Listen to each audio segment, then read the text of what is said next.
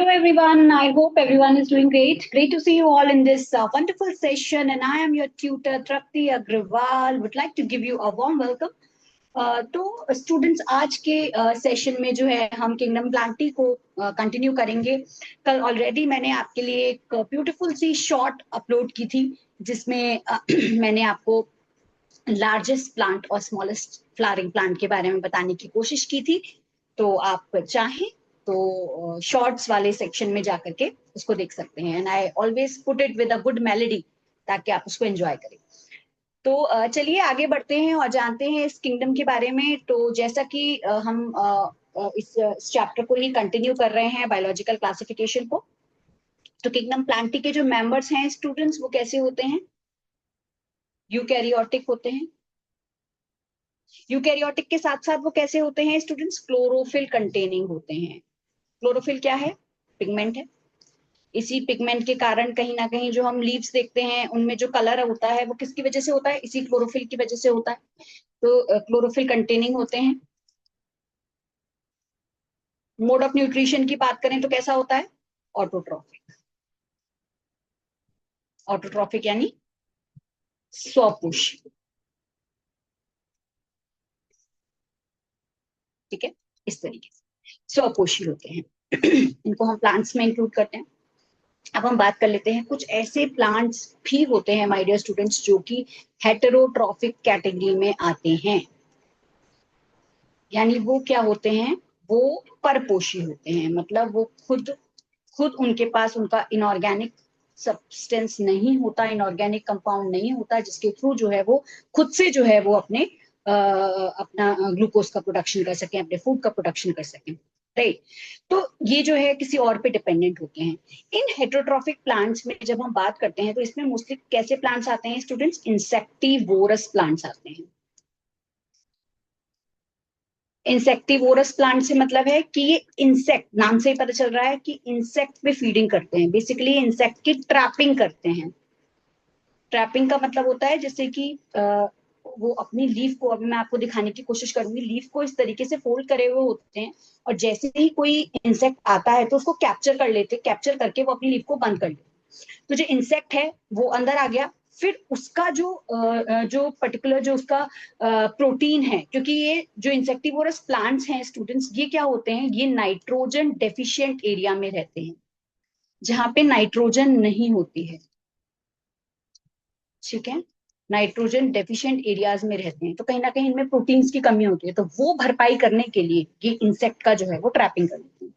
Further उसके जो उसका जो जेनेटिक मटेरियल है और जो प्रोटीन्स हैं उसको जो है वो यूज करके अपना जो है वो फीडिंग करते हैं। तो इस तरीके से जो है ये इंसेक्टिवोरस प्लांट्स होते हैं। इन इंसेक्टिवोरस प्लांट्स की जब हम बात करते हैं, इसके अलावा कुछ पैरासाइट्स भी होते हैं जो कि इस हेट्रोट्रॉफिक की कैटेगरी में जिनको रखा जाता है। तो अब हम बात करते हैं कि कौन से ऐसे प्लांट्स हैं। Let's move ahead. तो अब हम बात करते हैं उन इंसेक्टिवोरस प्लांट्स की। तो इंसेक्टिवोरस प्लांट्स की जब हम बात करते हैं तो उसमें आते हैं आपके ब्लैडरवर्ट और वीनस फ्लाईट्रैप। ये जो आपको डायग्राम मैंने दिखाने की कोशिश की है, जो पिक्चर आपको दिखाने की कोशिश की है, that is of Venus flytrap. आप देख सकते हैं कि ये जो ब्लैडरवर्ट है, ब्लैडरवर्ट में अंडर वाटर सेक्स का इस्तेमाल करा जाता है। ठीक है, तो उसके थ्रू जो है वो इंसेक्ट्स को ट्रैप किया जाता है। जबकि वीनस फ्लाई ट्रैप की हम बात करें, आप देख सकते हैं कि इसमें ये हिंज शेप लीव्स होती है, हिंज्ड लीव्स होती हैं जिसमें प्रॉपर हिंजेस होते हैं। आप देख सकते हैं इस तरीके से हिंजेस प्रेजेंट होते हैं। और ये जो हिंजेस होते हैं उसके अलावा जब जैसे ही इंसेक्ट आता है वो इंसेक्ट इस पे बैठता है और ये इसको ट्रैप कर लेती है। तो इस तरीके से ये वीनस फ्लाई ट्रैप है। इसके अलावा स्टूडेंट्स एक और पैरासाइट होता है जिसको हम बोलते हैं कस्क्यूटा। आपने नाम भी सुना होगा, कस्क्यूटा का एग्जाम्पल काफी दिया जाता है। ये जो कस्क्यूटा होता है ये टोटल स्टेम पैरासाइट है, ये भी इसमें इंक्लूड किया गया है। राइट। तो कस्क्यूटा की जहां हम बात करते हैं स्टूडेंट्स, तो ये कस्क्यूटा जो होता है ये नॉन क्लोरोफिल कंटेनिंग होता है, इसमें क्लोरोफिल प्रेजेंट नहीं होती है। ठीक है, तो कहीं ना कहीं ये क्या होता है, होस्ट के थ्रू जो है वो अपना जीवन यापन करता है। इसमें जो ये कस्क्यूटा होता है इसमें एक स्ट्रक्चर होता है जिसको हम बोलते हैं हॉस्टोरिया। तो ये जो हॉस्टोरिया है, इसके थ्रू जो है ये अपना न्यूट्रिशन जो है वो ऑब्टेन करता है। और आप देख सकते हैं कि इस तरीके से ये जो होस्ट प्लांट है, होस्ट प्लांट में मोस्टली जो है वो अल्फा अल्फा हो सकता है, या फिर टोमेटो जो हम डेली यूज में खाते हैं, आपका जो टमाटर है, टमाटर की जो प्लांट होते हैं उस पर भी कस्क्यूटा को देखा जाता है। तो एज ए स्टेम पैरासाइट जो है वो उस पे कहीं ना कहीं जो है वो डिपेंडेंट है। तो ये दोनों ही, ये तीनों जो कैटेगरीज है इंसेक्टिवोरस प्लांट्स की और पैरासाइट्स की, इन सबको हेट्रोट्रॉफिक जो मोड ऑफ न्यूट्रिशन है उसमें जो है वो इंक्लूड किया गया है। तो इस तरीके से ये होते हैं। ठीक है, तो ये इंपॉर्टेंट बातें थी जो मैं आपको बताना चाहती थी प्लांट सेल से रिलेटेड। बाकी अगर यूकैरियोटिक सेल के स्ट्रक्चर की बात करें, तो जब हम सेल वाला जो चैप्टर पढ़ेंगे उसमें मैं यूकैरियोटिक सेल के स्ट्रक्चर को अच्छे से आपको एक्सप्लेन करने की कोशिश करूंगी। ठीक है, तो इस तरीके से ये इंसेक्टिवोरस प्लांट्स होते हैं स्टूडेंट्स। और अब हम एक इंपॉर्टेंट बात पे बात कर लेते हैं कि इनमें जो है वो लाइफ साइकिल किस तरीके से होती है, राइट। लाइफ साइकिल की जहां हम बात करते हैं स्टूडेंट्स, तो इसमें जो लाइफ साइकिल होती है उनमें दो इंपॉर्टेंट फेजेस होती हैं। सबसे पहले आप उन फेजेस को समझ लीजिए, फिर हम डिटेल में जो है इसके बारे में प्लांट किंगडम में पढ़ेंगे। जो हमारा नेक्स्ट चैप्टर होने वाला है, चैप्टर नंबर 3 प्लांट किंगडम, उसमें जब मैं आपको एक्सप्लेन करूंगी तब मैं आपको बताने की कोशिश करूंगी। तो पहले उस पे जाने से पहले एक बार कैटेगराइज कर लेते हैं कि प्लांट जो किंगडम प्लांटी है उसमें किस तरीके से कैटेगरीज जो है वो डिवाइडेड है। किंगडम प्लांटी की जब हम बात करते हैं स्टूडेंट्स, तो इसमें जो है, अभी मैं आपको बहुत ज्यादा ब्रॉड क्लासिफिकेशन नहीं दे रही हूँ, क्रिप्टोगैम और फेनेरोगैम्स के बारे में बाद में बताऊंगी। पहले मैं सिर्फ आपको ये बता देती हूँ कि इसमें कौन कौन इंक्लूड होते हैं। इसमें जो है वो एल्गी को इंक्लूड किया गया है। ठीक है, एल्गी जो है उसको इंक्लूडेड है। इसके अलावा ब्रायोफाइट्स जो होते हैं स्टूडेंट्स, मैं एक इनका निक नेम बता देती हूँ, इनको एम्फीबियंस ऑफ प्लांट किंगडम बोला जाता है। Amphibians of plant. ठीक है, प्लांट किंगडम के जो एम्फीबियंस होते हैं ये यही। क्यों बोला जाता है? क्योंकि आप आगे जाकर के इसके बारे में पढ़ेंगे भी कि पानी जो होता है, यानी वाटर जो होता है, वो इनकी रिप्रोडक्टिव साइकिल में हेल्प करता है। इसीलिए इनको ब्रायोफाइट्स को जो है वो एम्फीबियन ऑफ प्लांट किंगडम कहा जाता है, क्योंकि एम्फीबियंस जो है वो पानी में भी रह लेते हैं और लैंड पे भी। तो इस तरीके से। दूसरा है टेरिडोफाइट्स। टेरिडोफाइट्स जो होते हैं उनको स्टूडेंट्स फर्स्ट वेस्कुलार प्लांट्स भी बोला जाता है। अभी हमने इसके बारे में थोड़ा सा जानने की कोशिश की भी थी। और इसके अलावा इनको फर्न्स बोला जाता है। ये इनका निकनेम हो गया। ठीक है, अब हम बात कर लेते हैं और बाकी प्लांट्स की। तो एक है जिम्नोस्पर्म्स।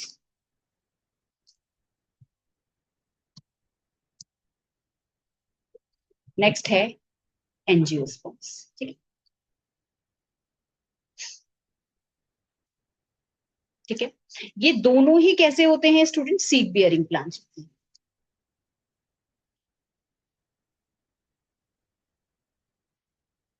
ठीक है, जिम्नोस्पर्म्स जो होते हैं स्टूडेंट्स, ये भी सीड बियरिंग होते हैं, लेकिन ये नॉन फ्लावरिंग प्लांट्स होते हैं। इनमें फ्लावर प्रेजेंट नहीं रहता है बेसिकली। ठीक है, फ्रूट जो है फ्रूट ऑलरेडी, मतलब इसमें जो है कोन्स की फॉर्मेशन हमें देखने को मिलती है। जबकि एंजियोस्पर्म्स की हम बात करें तो ये कैसे होते हैं? Flowering plants. ठीक है, तो इस तरीके से जो है ये इसमें प्लांट्स जो है वो इंक्लूड करे जाते हैं। जिम्नोस्पर्म्स हैं, एंजियोस्पर्म्स हैं, एल्गी, ब्रायोफाइट्स, टेरिडोफाइट्स और ये सारे। ठीक है, तो इस तरीके से कैटेगराइजेशन है किंगडम प्लांटी का। अब हम बात कर लेते हैं स्टूडेंट्स की इनमें लाइफ साइकिल जो है वो किस तरीके से होती है। तो जब हम लाइफ साइकिल की बात करते हैं, तो इनमें जो है लाइफ साइकिल दो फेजेस पे डिपेंड करती है।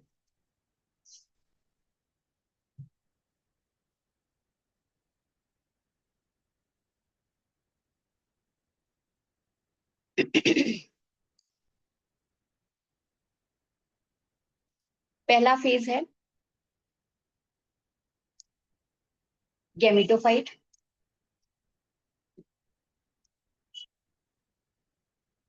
दूसरा फेज है स्टूडेंट्स स्पोरोफाइट। ठीक है, जब हम गैमेटोफाइट की बात करते हैं माय डियर स्टूडेंट्स, तो गैमेटोफाइट मोस्टली कैसा होता है? हैप्लॉइड होता है। इसमें सिंगल सेट ऑफ क्रोमोसोम्स हमें देखने को मिलते हैं। आप कह सकते हो सिंगल सेट, सिंगल एल। ठीक है, और ये जो है वो किससे डेवलप होता है स्टूडेंट्स? ये डेवलप होता है स्पोर्स से, डेवलप्स फ्रॉम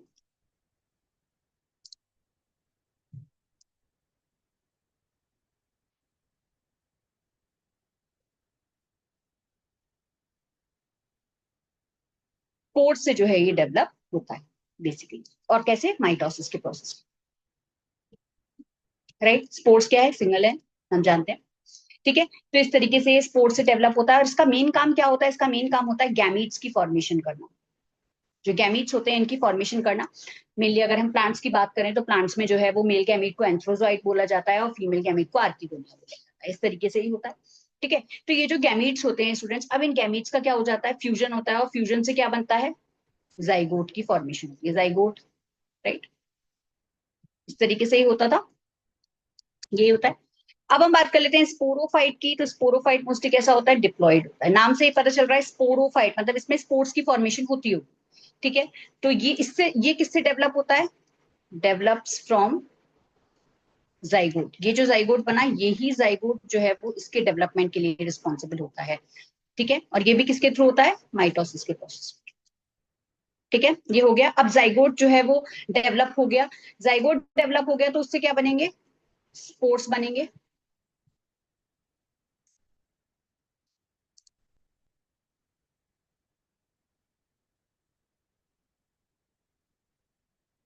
स्पोर्स बनेंगे, राइट। किस प्रोसेस के थ्रू? मियोसिस के थ्रू। स्पोर्स किसके थ्रू बनते हैं? मियोसिस के थ्रू। मियोसिस के थ्रू स्पोर्स की फॉर्मेशन हो जाएगी, तो इस तरीके से जो है वो स्पोर्स बने। तो ये हो गया आपका गैमेटोफाइट और ये हो गया आपका स्पोरोफाइट। तो इसी पर ही पूरी कहानी डिपेंडेंट होती है कि गैमेटोफाइट जो है वो इंडिपेंडेंट है या फिर स्पोरोफाइट जो है वो गैमेटोफाइट पे डिपेंडेंट है। इसी बेसिस पर जो है हम इनकी साइकिल को पढ़ेंगे। तो इनमें जब हम लाइफ साइकिल की बात कर लेते हैं तो इनमें एक होती है साइकिल हैप्लॉन्टिक। इसके बारे में डिटेल वर्जन जो है वो हम नेक्स्ट, जो जब प्लांट किंगडम के बारे में मैं आपको बताऊंगी तो मैं उसको एक्सप्लेन करूंगी। ठीक है, हैप्लॉन्टिक है, डिप्लॉन्टिक और हैप्लोडिप्लॉन्टिक।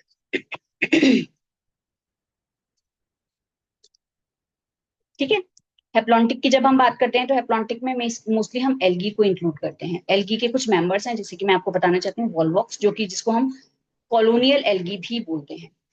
ठीक है, इसका एक डायग्राम मैं कोशिश करूंगी कि आपको लाने के लिए। वॉलवॉक्स है, क्लमाइडोमोनास है और स्पाइरोगायरा है। ठीक है, स्पाइरोगायरा ये वही है जिसमें जो है हमें फ्रेगमेंटेशन देखने को मिलता है। अगर आपने जब वेजिटेटिव रिप्रोडक्शन मैंने आपको बताने की कोशिश करी हो तो स्पाइरोगायरा ही वो एल्गी होती है जिसमें फ्रेगमेंटेशन हमें देखने को मिलता है। ठीक है, डिप्लॉन्टिक की जब हम बात करते हैं तो डिप्लॉन्टिक में जो है स्टूडेंट्स जिम्नोस्पर्म्स होते हैं, जिम्नोस्पर्म्स और एंजियो। इसमें कभी कभी रेड एल्गी को भी इंक्लूड किया जाता है जो रोडोफाइसी का मेंबर है। आगे जाकर के मैं इसको बताने की कोशिश करूंगी। बाकी हेप्लोडिप्लॉन्टिक के अंदर हम ब्रायो को देखते हैं, ब्रायोफाइट्स एंड टेरिडोफाइट्स। ठीक है, तो इस तरीके से जो है वो हमें सारी लाइफ साइकिल्स देखने को मिलती हैं। हेप्लॉन्टिक है, डिप्लॉन्टिक और हेप्लोडिप्लॉन्टिक। तो इस तरीके से ये होता है। तो इसके केस में जो है हम अल्टरनेशन ऑफ जनरेशन बेसिकली देखते हैं। टर्म यूज होती है अल्टरनेशन ऑफ जनरेशन। तो ये जो ऑल्टरनेशन ऑफ जनरेशन है माय डियर स्टूडेंट्स, इसी के केस में हम ये देखते हैं कि वेदर जो है ये गैमेटोफाइट कैसा है, गैमेटोफाइट कैसा है, इंडिपेंडेंट है, डोमिनेंट फेज कौन सी है। ठीक है, एक तो हम क्या देखते हैं कि डोमिनेंट फेज कौन सी है, which is the dominant phase. ठीक है, और कौन किस पे डिपेंडेंट है या इंडिपेंडेंट है, राइट। यही सारी चीजें देखते हैं गैमेटोफाइट और स्पोरोफाइट के टर्म्स।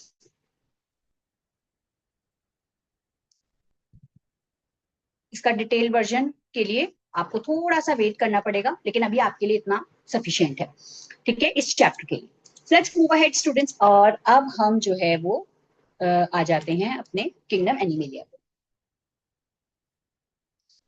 ठीक है, तो आज जो है हम किंगडम एनिमेलिया को जानने की कोशिश करेंगे। किंगडम एनिमेलिया के बारे में काफी इंपॉर्टेंट पॉइंट्स जो है वो हम डिस्कस कर चुके हैं, बट फिर भी आपको एक आइडिया दे देते हैं। हेट्रोट्रॉफिक मोड ऑफ न्यूट्रिशन जो है इनमें होता है, किसी भी तरीके की कोई सेल वॉल प्रेजेंट नहीं होती, राइट। मोड ऑफ न्यूट्रिशन, ठीक है, इस तरीके से ही होता है। हेट्रोट्रॉफिक मोड ऑफ न्यूट्रिशन हमें देखने को मिलता है, lacks cell wall, cell wall present नहीं रहती है, ठीक है।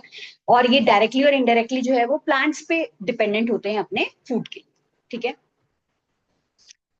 रिजर्व फूड क्या होता है? रिजर्व फूड जो है वो स्टूडेंट्स ग्लाइकोजन होता है, और ये जो ग्लाइकोजन ये क्या है? पॉलीसेकेराइड, ठीक है, इस तरीके से होता है। रिजर्व फूड जो है वो आपका ग्लाइकोजन होता है। मोड ऑफ न्यूट्रिशन मैंने आपको बताने की कोशिश की, हेट्रोट्रॉफिक। हेट्रोट्रॉफिक में ही इसमें कौन सा मोड ऑफ न्यूट्रिशन देखने को मिलता है हमें? Holozoic, holozoic mode of nutrition देखने को मिलता है। इसमें सबसे पहले इंजेक्शन होगा, ठीक है, इंजेक्शन,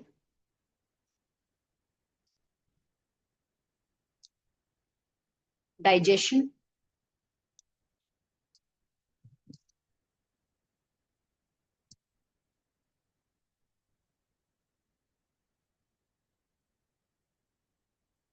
असिमिलेशन, फिर लास्ट में इजेशन,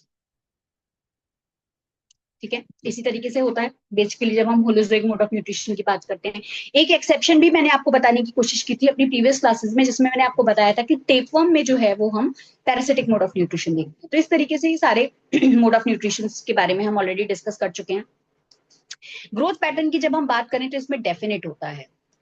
ग्रोथ कैसी होती है? डेफिनेट, डेफिनेट यानी फिक्स्ड होती है, फिक्स्ड ग्रोथ हमें देखने को, फिक्स्ड ग्रोथ पैटर्न होता है,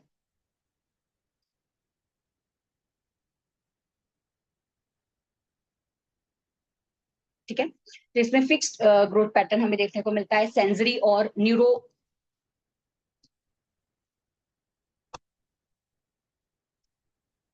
न्यूरोमोटर मैकेनिज्म हमें देखने को मिलता है। आप जानते हैं कि अगर हमने जब लिविंग बींग्स के जो कैरेक्टरिस्टिक्स देखे थे तो हमने जानने की कोशिश की थी कि कॉन्शियसनेस, सेल्फ कॉन्शियसनेस का जो एक मैकेनिज्म है वो हमें ह्यूमन बींग्स में देखने को मिलता है, एनिमल किंगडम एनिमिलिया के मेंबर्स में हमें देखने को मिलता है। तो इस तरीके से न्यूरो सेंसिटिव मैकेनिज्म है। लोकोमोशन की कैपेबिलिटीज इनमें होती है, आराम से लोकोमोट कर सकते हैं। बाकी जो इनके इंपॉर्टेंट फीचर्स हैं जो इनके फाइलम से रिलेटेड है वो आप चैप्टर 4 में पढ़ेंगे, जिसमें सारे हम फाइलम्स इंक्लूड करने वाले हैं। आपका जो है वो पॉरीफेरा है, सीलेंट्रेटा है, टीनोफोरा है, प्लेटीहेल्मिन्थ्स है, एस्के हेल्मिन्थ्स है। बहुत इंटरेस्टिंग चैप्टर होने वाला है, it's going to be fun. आपका एनिलिडा है, आर्थ्रोपोडा है, मॉलस्क हैं, और आपका इकाइनोडर्म्स हैं, ये सब इसमें इंक्लूड करेंगे। इसके अलावा कॉर्डेटा के बाकी सारे मेंबर्स, ठीक है ना, उसको भी एक ट्रिक से याद करने की कोशिश करेंगे। तो ये सारे मेंबर्स के बारे में जो है हम चैप्टर नंबर 4 में पढ़ेंगे। So that was about kingdom Animalia. My dear students, let's move ahead. अब हम बात कर लेते हैं स्टूडेंट्स एक इंपॉर्टेंट पॉइंट के बारे में, जो कि है आपके वायरसेस, ठीक है। तो ये जो वायरसेस हैं इनको जो है वो इंक्लूड नहीं किया गया था। जो 5 किंगडम सिस्टम ऑफ क्लासिफिकेशन जो विटेकर ने दिया था, आर एस विटेकर ने 1969 में, उन्होंने इसमें इन ए सेलुलर ऑर्गेनिजम्स को इंक्लूड नहीं किया था। और इसके बारे में जब मैंने आपको बताया था तो मैं ऑलरेडी आपको बता चुकी हूँ। आज हम उन वायरसेस के बारे में थोड़ा सा और डिटेल में पढ़ लेते हैं। तो वायरसेस कैसे होते हैं स्टूडेंट्स? ए सेलुलर होते हैं, इनमें किसी भी तरीके का सेल प्रेजेंट नहीं होता है, और ये इनको आप कह सकते हो कि नॉन सेलुलर है, इनको क्लासिफिकेशन में जगह नहीं मिल पाई थी, ठीक है। तो यही रीजन है कि इनको हम अलग रखते हैं ठीक है।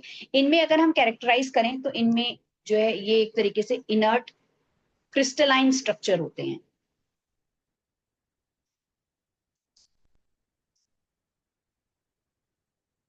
राइट। और इनमें जेनेटिक मटेरियल प्रेजेंट रहता है, जेनेटिक मटेरियल जो है वो डीएनए या आरएनए जो है वो प्रेजेंट रहता है।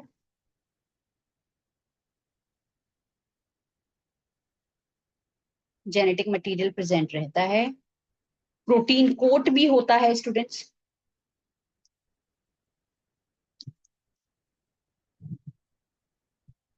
जिसको हम कैप्सिड कहते हैं,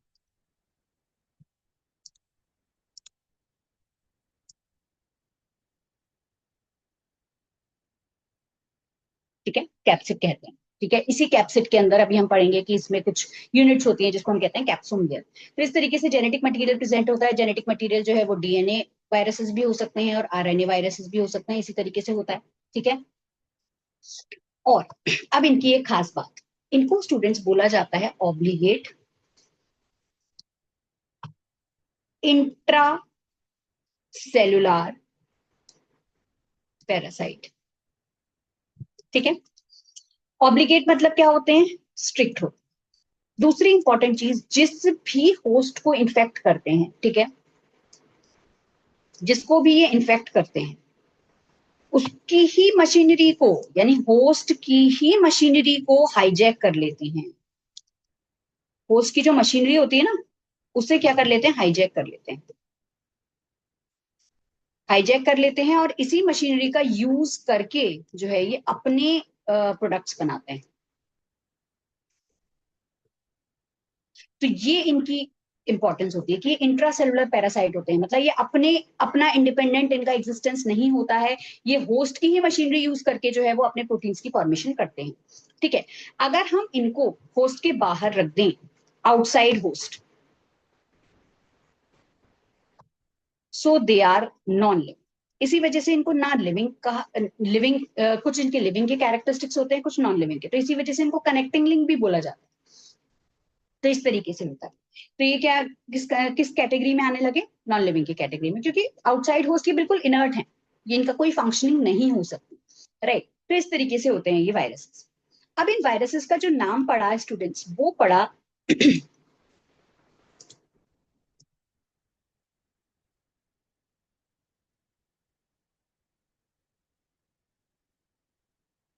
वायरसेस का जो नाम पड़ा स्टूडेंट्स, वो नाम कैसे पड़ा, उनका नाम पड़ा वीनस या फिर पॉइजनस फ्लूइड। ठीक है, जहरीला फ्लूइड, इसके तौर पे इसका नाम हमें देखने को मिला। अब इसमें एक साइंटिस्ट थे जिनका नाम था डीजे इवानोव्स्की।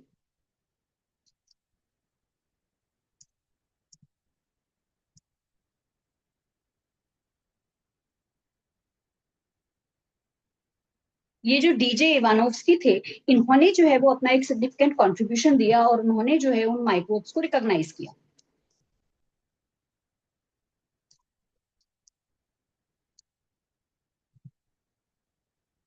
टोबैको का एक मोजेक डिसीज होती है स्टूडेंट्स, जिसमें जो है जो टोबैको की जो लीव्स होती हैं उनमें मोजेक लाइक पैटर्न होने लगते हैं।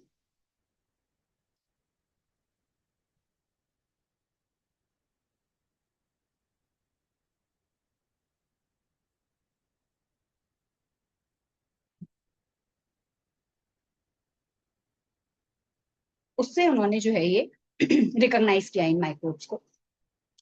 तो बेसिकली इन्होंने ये देखने की कोशिश की और उन्होंने ये बताया कि जो ये वायरसेस हैं students, these are smaller than bacteria, bacteria से स्मॉलर है।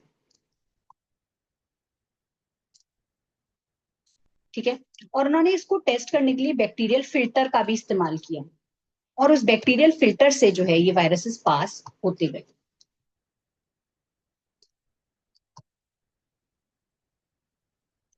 ठीक है, तो इस तरीके से जो है ये पूरा प्रोसीजर हुआ, वो पास हो गए उसके थ्रू। और फिर उन्होंने जो है ये चीज कंक्लूड की, जो वायरसेस हैं वो बैक्टीरिया से जो है वो स्मॉलर होते हैं। तो ये सारी बातें जो है उन्होंने डीजे इवानोव्स्की ने जो है वो इंक्लूड की। अब हम एक जो है वो नजर मार लेते हैं, नजर में देख लेते हैं स्टूडेंट्स टोबैको मोजेक वायरस के बारे में, जिसको इन्होंने इंक्लूड किया था। तो जब हम टोबैको मोजेक वायरस का कॉन्फ़िगरेशन देखते हैं तो आप देख सकते हैं ये टोबैको मोजेक वायरस जो होता है, आप देख सकते हैं किस तरीके से हॉलो कोर होती है। उसके अलावा आरएनए है, आरएनए क्या है स्टूडेंट्स, जेनेटिक मटेरियल है। राइट, और इसमें जो है ये यूनिट्स आपको दिखाई दे रही हैं जिसको हम बोलते हैं कैप्सोमियर्स। यही जो कैप्सोमियर्स होती हैं ये रिस्पॉन्सिबल होती हैं जेनेटिक मटेरियल को प्रोटेक्ट करने के लिए, प्रोटेक्शन प्रोवाइड करती हैं किसको, जेनेटिक मटेरियल। ठीक है, इस तरीके से होता है। तो ये सारा है टोबैको मोजेक वायरस के बारे में, जिसको हम टीएमवी के नाम से भी जानते हैं। तो इसमें जो लीव्स होती हैं उसमें मोजेक लाइक पैटर्न जो है वो हमें देखने को मिलता है। तो इस तरीके से ये इसका स्ट्रक्चर होता है और ये इस पैटर्न में जो है हमें देखने को मिलता है। आप देख सकते हैं कि जो इसका जो आरएनए है वो कहीं ना कहीं हेलिक्स फॉर्म में, हेलिकल फॉर्म में जो है वो मौजूद है। So that is about the tobacco mosaic virus. अब एक इंपॉर्टेंट बात जो मैं इस वायरस से रिलेटेड, एक और साइंटिस्ट थे जिनका नाम था बेजरिंकी, इन्होंने भी जो है वो अपना एक कंट्रीब्यूशन दिया और उन्होंने बोला वायरसेस के बारे में कि वायरस जो है उसको बोला जाता है कॉन्टेजियम। वायरस जो है वो उनके अकॉर्डिंग एक्चुअली कंटाजियम विवम फ्लूइडम उन्होंने बोला। इसका मतलब ये था कंटाजियम यानी क्या, इन्फेक्शियस। ठीक है, उन्होंने इसके बारे में एक मतलब एक कंक्लूजन उन्होंने दिया इन्फेक्शियस। उसके बाद विवम के बारे में उन्होंने बोला लिविंग और फ्लूइड। कि वायरस जो है उनके अकॉर्डिंग जो है वो जब उन्होंने कुछ प्लांट्स को जो है वो देखा और उसमें इन्फेक्शन को जो है वो ऑब्जर्व किया, तो उन्होंने ये कंक्लूजन दिया कि जो है वो इट इज अ कंटाजियम विवम फ्लूइडम, यानी इन्फेक्शियस लिविंग फ्लूइड जो है वो ये होता है। तो इस तरीके से उन्होंने ये सारे कंक्लूजन्स जो है वो इसके बारे में दिए और बताने की कोशिश की। तो अब हम जो है वो इसके थोड़ा सा इसके बारे में जान लेते हैं, वायरसेस के बारे में। तो वायरसेस में जैसे कि मैंने आपको बताया कि प्रोटीन कैप्सिड होते हैं, ठीक है, और इसकी यूनिट होती है कैप्सोमियर्स।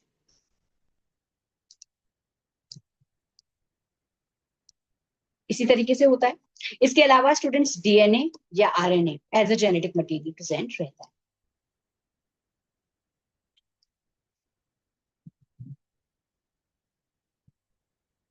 डीएनए और आरएनए जो है वो एज अ जेनेटिक मटेरियल जो है वो इसके अंदर प्रेजेंट रहता है।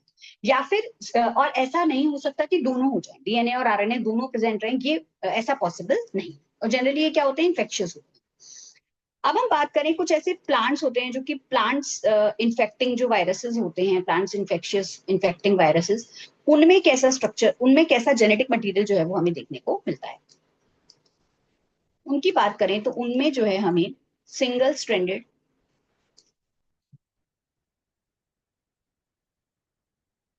आरएनए वायरस जो है वो देखने को मिलता है। जैसे कि अभी हमने देखा जो आपका टोबैको मोज़ेक वायरस था, ठीक है, उसके बारे में हम ऑलरेडी जो है वो देख चुके हैं। अच्छा, इसके अलावा कुछ बैक्टीरियल वायरसेस भी होते हैं। ये जो बैक्टीरियल वायरसेस होते हैं स्टूडेंट्स, ये कैसे होते हैं, इनमें कैसा होता है, double stranded structure, double stranded हमें देखने को मिलता है।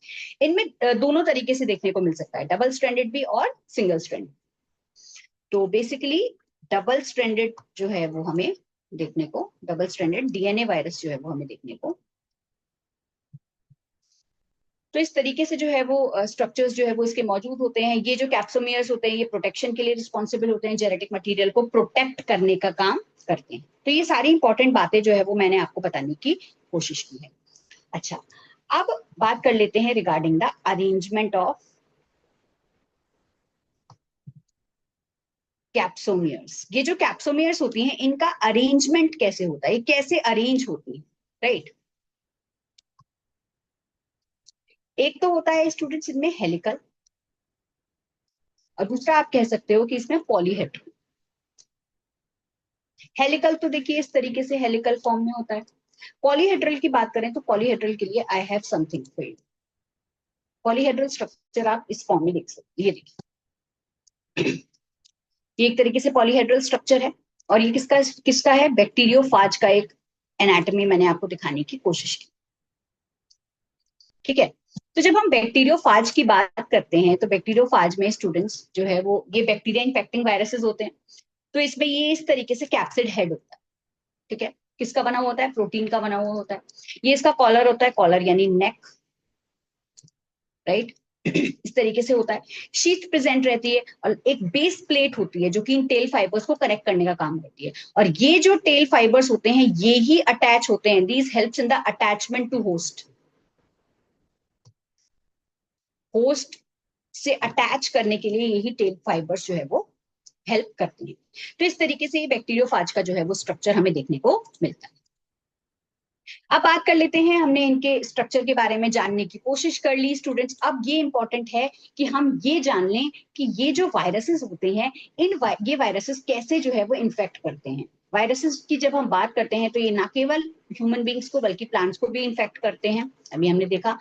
तो ह्यूमन बींग्स की जब हम बात करते हैं तो ह्यूमन बींग्स में जो है वो कई सारी डिसीजेस इन्हीं वायरसेस के कारण होती है। अगर हम मम्स की बात करें तो मम्स इसी के कारण होता है, जिसको कॉज करने वाला होता है मम्स वायरस। ठीक है। इसके अलावा स्मॉल पॉक्स, जिसको कॉज करने वाला होता है वेरियोला वायरस। वेरियोला वायरस, ठीक है, इस तरीके से होता है। इन्फ्लुएंजा वायरस,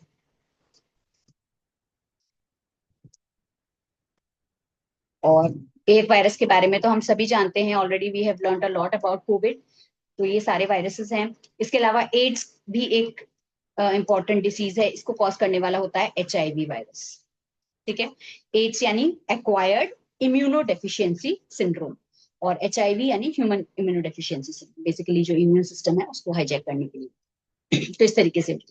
जबकि प्लांट्स में हम बात करें तो प्लांट्स में जो है वो tobacco mosaic virus, TMV virus जो है वो बहुत ज्यादा कॉमन है। और इसी के कारण जो है वो हम देखते हैं कि लीफ की रोलिंग हो रही है, कर्लिंग हो रही है, प्लांट जो है वो ड्वार्फ रह जा रहा है। Leaf curling, like right, rolling. इसके अलावा ड्वार्फ प्लांट रह जा रहा है, छोटा रह जाता है प्लांट, स्टंटेड प्लांट रह जाता है। तो इस तरीके से जो है ये कुछ ऐसे जो वायरसेस हैं वो प्लांट्स को भी इन्फेक्ट करते हैं और ह्यूमन बींग्स को भी इन्फेक्ट करते हैं। That's how these viruses act. और अब हम बात कर लेते हैं एक और पार्ट के बारे में जिसको क्लासिफिकेशन में इंक्लूड नहीं किया गया था वायरस के साथ साथ। These are called as viroids. हालांकि इन विरोइड्स के बारे में मैंने आपको एक्सप्लेन करने की कोशिश की है, बट स्टिल इसके बारे में जो बताने वाले साइंटिस्ट थे उनका नाम था टीओ डाइनर। ये एक साइंटिस्ट थे जिन्होंने जो है इसकी डिस्कवरी की थी। और ये भी एक तरीके का स्टूडेंट्स इन्फेक्शियस एजेंट होता है, राइट। इस इन्फेक्शियस एजेंट की खास बात ये होती है कि इनमें जो है वो RNA होता है एज अ जेनेटिक मटेरियल, यानी जेनेटिक मटेरियल तो प्रेजेंट है, राइट। जेनेटिक मटेरियल प्रेजेंट है, यानी RNA प्रेजेंट है। हालांकि RNA जो होता है वो कैसा होता है, लो मॉलिक्यूलर वेट होता है, लेकिन इनमें किसी भी तरीके का कोई एक चीज और स्टूडेंट्स, हाँ, ये RNA के बारे में, RNA क्या है, genetic material, low molecular weight है। इनमें कैप्सिड प्रेजेंट नहीं रहता, यानी no protein code. Protein code present नहीं रहता है इनमें, केवल जो है वो फ्री RNA होता है, राइट। इसी वजह से इसको बोला जाता है विरोइड। तो इस तरीके से विरोइड का स्ट्रक्चर। विटेकर के क्लासिफिकेशन में उन्होंने जो है वो वायरसेस को इंक्लूड नहीं किया, विरोइड्स को इंक्लूड नहीं किया, लाइकेंस को भी इंक्लूड नहीं किया था। इसके अलावा उन्होंने प्रायोन्स को भी इंक्लूड नहीं किया था। तो प्रायोन्स जो होते हैं ना स्टूडेंट्स, वो सिंपली क्या होते हैं, मिसफोल्डेड प्रोटीन्स होते हैं। प्रायोन्स के बारे में मैं आपको बता देती हूँ। तो उन्होंने प्रायोन्स को भी इंक्लूड नहीं किया था। प्रायोन्स क्या होते हैं, आप कह सकते हो मिसफोल्डेड प्रोटीन्स होते हैं, बस उनमें RNA भी नहीं होता। These are basically misfolded proteins only. No RNA, no genetic material. इनमें genetic material present नहीं होता है। Still ये डिसीज कॉज कर सकते हैं। एक डिसीज का नाम मैं आपको बता देती हूँ, मैड काउ डिसीज है, क्रैपी डिसीज है, इसके अलावा क्रूजफेल्ट डिसीज है। ये सारी डिसीजेस जो है वो इसके कारण होती हैं। तो ये प्रायोन्स के बारे में एक शॉर्ट इन्फॉर्मेशन है। हालांकि प्रायोन्स के बारे में NCERT में बहुत ज्यादा नहीं बताया गया है। तो यही चीज एक बार मैंने आपको बताने की कोशिश की है। इसके अलावा स्टूडेंट्स जब हम बात कर लेते हैं एक और इंपॉर्टेंट पॉइंट की, वो है लाइकेंस। लाइकेंस को भी इन्होंने इंक्लूड नहीं किया गया था। तो लाइकेंस के बारे में तो हम जानते हैं, लाइकेंस क्या है, सिम्बायोटिक एसोसिएशन शो करते हैं। दोनों मतलब दो अलग ऑर्गेनिज्म से बने हुए हैं लेकिन एक ही हैं।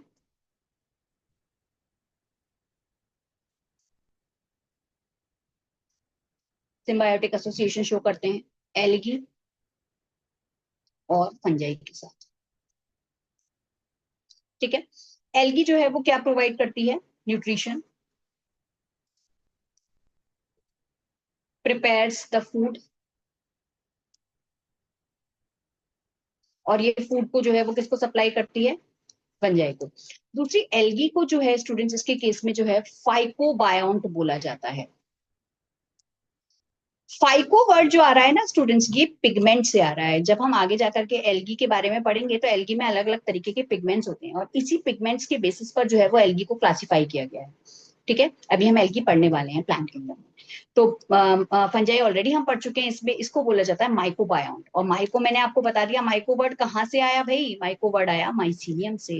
क्योंकि जो फंजाई होती है, फंजाई में जो है वो सिंगल थ्रेड्स होते हैं, उन्हें हाइफी बोला जाता है। और जब कई सारे हाइफी जो है वो मिल जाते हैं तो वो जो है इस माइसीलियम की फॉर्मेशन करते हैं। तो इस तरीके से माइकोबायोन्ट इसका दूसरा जो है वो कंपोनेंट होता है, फंगल कंपोनेंट आप कह सकते हैं। तो इस तरीके से होता है। फंजाई इसको क्या प्रोवाइड करती है, प्रोटेक्शन प्रोवाइड करती है। ठीक है, तो ये सारे इंपॉर्टेंट कंपोनेंट्स जो है वो मौजूद होते हैं और फंजाई जो है वो इसमें से क्या करती है, एब्जॉर्ब करने का काम करती है मिनरल्स।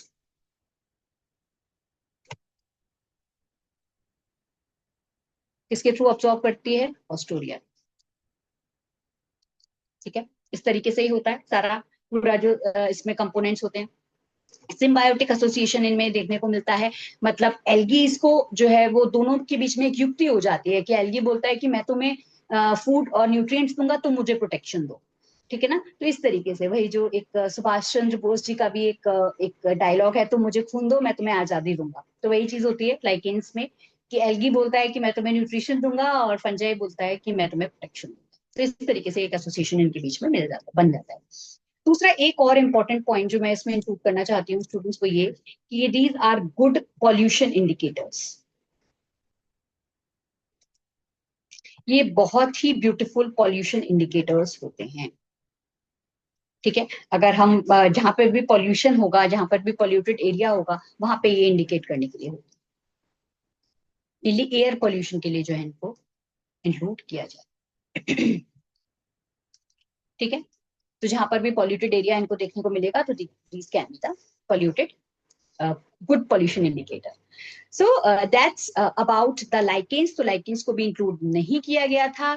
और ये सारा था इस चैप्टर से रिलेटेड सारी इंफॉर्मेशन है जिसको मैंने ट्राई करा है, कोशिश करा है कि आपको बताने के लिए। और आई होप कि आप काफी सारी चीजों को समझ पाए होंगे। और कुछ ऐसे पॉइंट्स अगर आपको नहीं क्लियर हो रहे हैं या किसी भी टॉपिक में आपको लग रहा है कि यू वांट कि इस टॉपिक को रिपीट किया जाए, you can comment in my comment section. And I hope you all are enjoying the session. So try until you succeed. So that was it, my dear students, and keep learning, keep shining, and most importantly, students, keep smiling. Thank you very much.